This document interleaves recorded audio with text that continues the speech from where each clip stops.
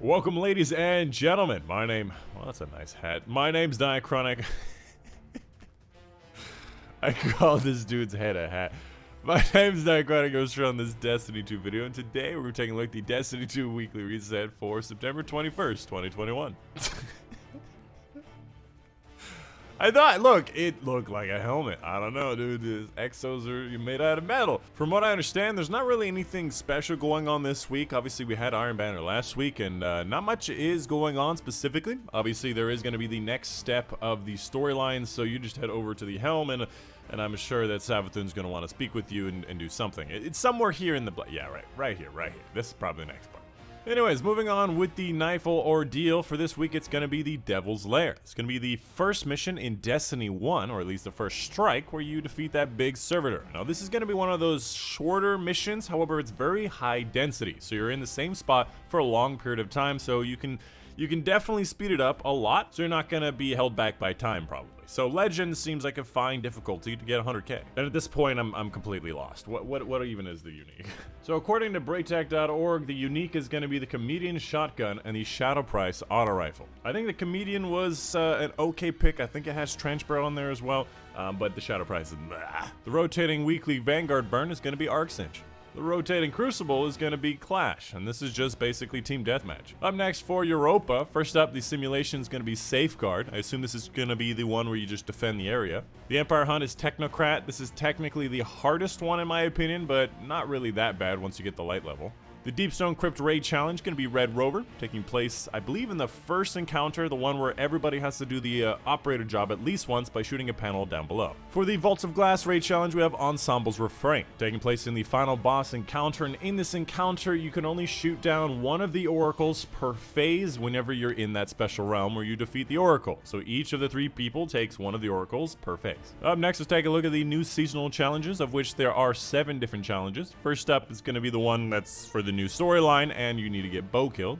Oh, I was wondering how we're gonna get through those barriers. So the second one, you have to get the new exotic Aegir Scepter and shoot through the illusory barriers, and I assume those are gonna be the glittery rocks on top of aligning the beacons in the Shattered Realm. So this is something that I've been wondering for a while now, and I guess it's gonna be the exotic. This one is gonna be Ascendant Anchors and Patrol Zones, and then Shattered Realm Ascendant Anchors as well.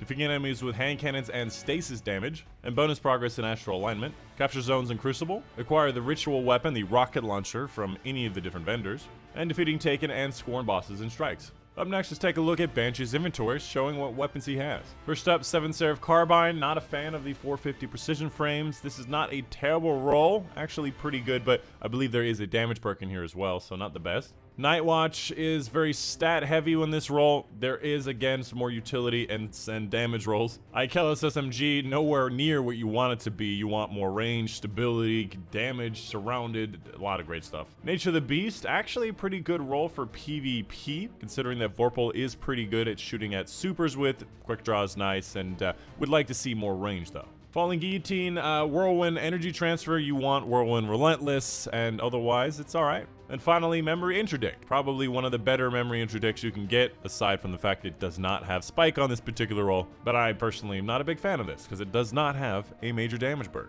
Up next, let's take a look at Eververse's inventory. There are a few things here that are quite interesting. That looks like an AK-47, wow. First step for the vehicle, we have the Junkyard Steed, looks pretty straightforward. We have, I say straightforward on this a lot, we have the Whisper the Worm ornament that makes it look dope as hell. If the Whisper were in, it would be pretty great. Oz, whatever that is. We also have Jackarina, one of my favorite ornaments or shaders of all time. You can't really see it here, but in certain weapons there are going to be a little bit of blue that makes it look really, really nice. In certain armor sets, not on this one, but I highly, highly recommend it. Also, just now realizing the collection of Fighting Lion themed stuff here. I saw the Sparrow. I did not know there was a ship and a ghost shell. That's funny. For the other Bright Dust section, we have things like the big red button, which, you know, if you click and activate it, you click the red button, nothing happens. We have an ornament for the Ophidia Garbage. We have the Vice if you want it, we have the Knuckle Bug, which is this ship if you wanted one of those. I think we've seen that recently too.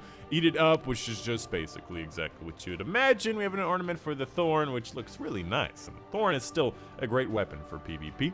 Crota's Bane Projection, especially with 140s being dominant these days.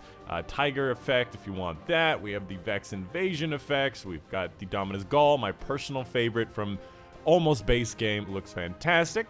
For these shaders, we have Golden Age Wine, which is interesting. Grayscale Undergrowth, not really something I know what to do with.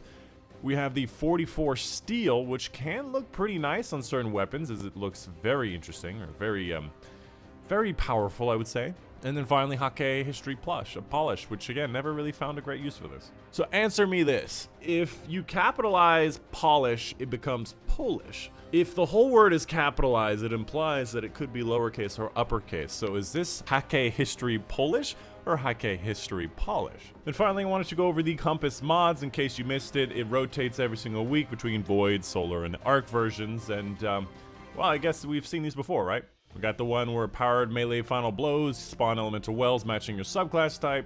Void wells give you class ability and increasing the lifespan of the wells that you create, which I still don't really get. And of course, come check out my live streams, twitch.tv/Dychronic, link in the description down below. Oftentimes doing open lobbies for live streams of raids, of nightfalls, of whatever, link in the description down below. And of course, a big thank you to my patrons on Patreon. Specifically, a big thank you to Mom and Dad, Dr. Strange, Kelly Allen, Joe Smith, my Nixie Bachman, Raymond, Shonen, Panther, Casey Reagan for the support on Patreon. And that's it. Hope you guys did enjoy. My name's Dychronic, and I'll see you guys on the next one.